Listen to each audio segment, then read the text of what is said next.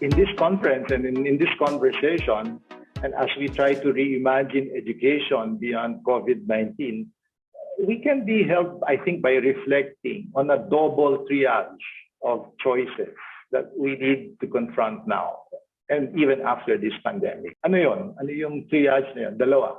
So the first sorting is all about separating the learned from the learning person. And the second triage is about sorting the destroyer from the builder. Let me explain.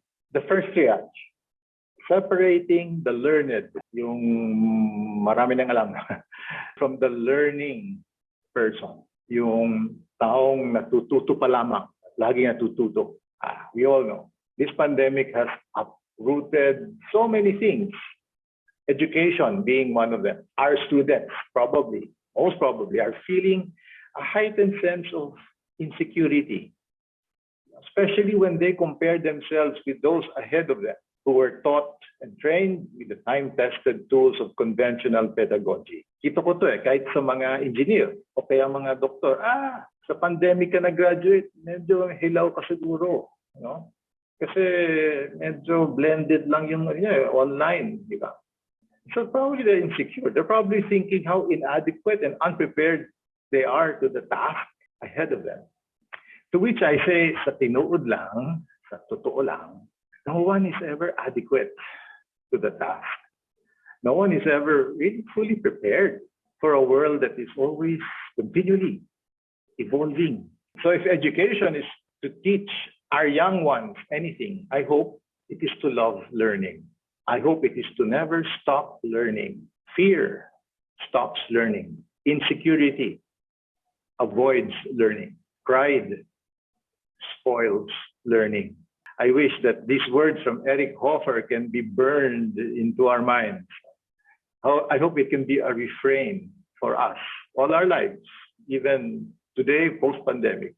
He said this in 1973, the central task, sabi niya, the central task of education is to implant a will and a facility for learning. It should produce not learned, but learning people. The truly human society is a learning society where grandparents, parents, and children are students together. In a time of drastic change, it is the learners who inherit the future. The learned usually find themselves equipped to live in a world that no longer exists.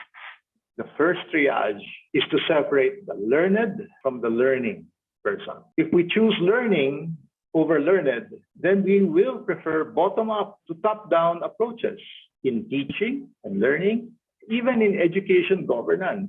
And that means subsidiarity. That means empowerment. That implies choosing devolved and localized approaches over centralized and uniform strategies in education. Method, process, pedagogy over content. The how of learning over the what of learning, especially in basic education. We need not be threatened by variety and diversity. We can leave our learned podiums and learn from below, learn from those who we empower on the ground. As learners, we will always be adapting our pedagogy and content and governance to contexts that never stop evolving naman in a post-pandemic world. The second triage has to do with separating those who would destroy from those who choose to build. This pandemic has exposed our vulnerabilities and weaknesses. Stress has a way of uncovering many aspects of ourselves that were hidden before. On a societal level, the inequalities are more stark than ever between those who are homeless and those who are at home, between our children who go hungry every day and those who do not, between those who can still catch school and those who are consigned to catch up. Laging naghahabol. This pandemic has uncovered how impoverished our health system, our educational and political systems have been for decades. And now we are learning painfully how bad structures, how incompetence, corruption, and even non-existent systems can be a matter of life and death.